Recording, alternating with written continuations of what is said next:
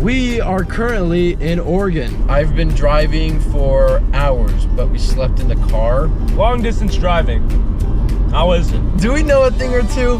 I know one thing. Not really, because I've only started this today. This is my first time. But I have a very special guest that knows a couple things or two about long distance driving.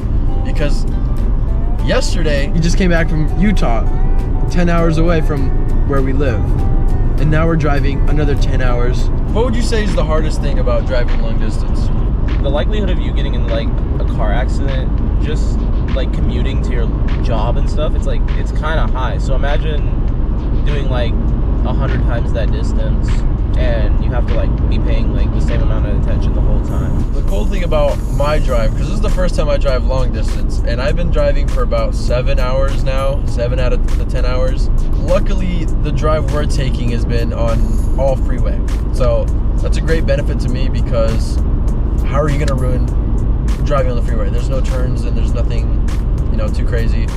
But you had to actually drive through state lines, and you had to go around back roads and stuff. It adds to the risk factor, because you have to check your phone constantly or check the directions constantly so you know where you're going. Whereas for me, I turned like twice, and then the map showed me straight on the freeway for the next like 500 miles. So I've never been to Oregon, so I was like, or even properly out of state. So I was like, okay, if I'm driving somewhere out of state, I would like it to be daytime so I can have like a new experience and be able to see everything that I'm driving through. Another thing about long distance is the gas and piss breaks. Yeah, and another thing about driving long distance is just trying to keep yourself entertained, because staying on the road and being locked in for so long is really dangerous in its own way. Well, I feel bad about that because I went to sleep. No, it's good. I was talking I joined Discord and I started talking to the squad, which is the greatest idea ever, because they kept me awake. But as soon as they were going to bed, I pulled over and I went to bed too. Driving long distance is easy. It's worth it. It's a good challenge, honestly. Much better than buying a plane ticket. Oh, yeah. It's been like pretty fun. It's been fun. When I've been awake, kind of way, it's like nice. Because you're forced in a car with someone, and it's only me and him, so... We have to. Yeah. We're forced to. We have to talk to each other. I'm having a great time, and then the view in Oregon is beautiful so far. It's nothing like I've seen. Look at this. It's a freaking flat, which is crazy. What would you say is the tip for long distance? High caffeine energy drinks, like 300 milligrams. That's insane. And then the weirdest culture shock was that when we got to a gas station, the lady tried to fill up for me.